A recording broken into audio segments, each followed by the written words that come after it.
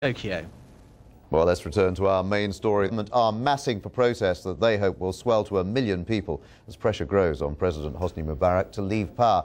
And in the past few minutes, we've heard that Jordan's King Abdullah has sacked his government and appointed a new prime minister. Well, joining me now to discuss all that is Nabila Ramdani, an expert on Muslim and North African affairs. Let's start with Jordan. This is another sign, isn't it, of just how the shockwaves are rippling out from Egypt to affect other countries in the region.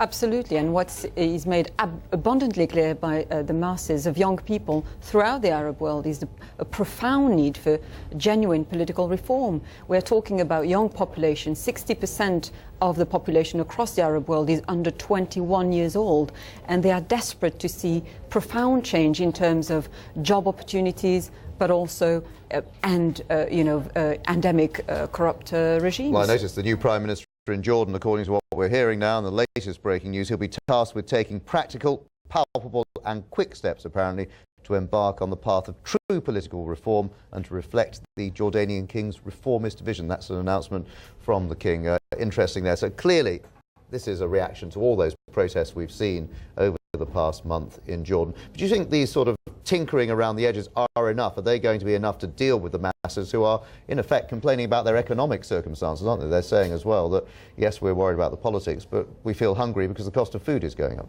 Absolutely, and we should always bear in mind that the reason why all these protests started across the Arab world is mainly to do with socio-economic circumstances, very dire situations for all these people.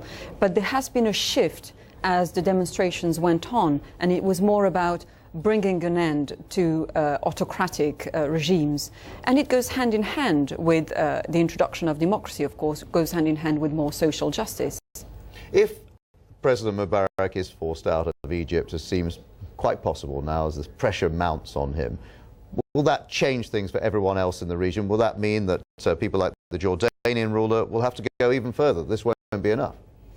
Absolutely. I think not only the West is watching very closely what's going on in the Arab world, but all the autocrats around Egypt are also keeping tabs on the Egyptian situation as it unfolds.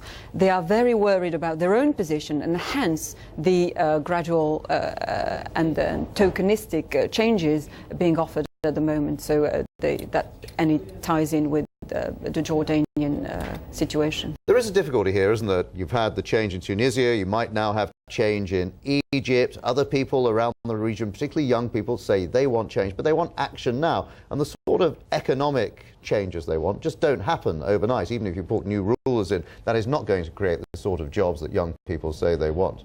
Absolutely, and I think that's why President Mubarak gets it hopelessly wrong by further introducing further militarization in his cabinet. He named yesterday a retired general as interior minister.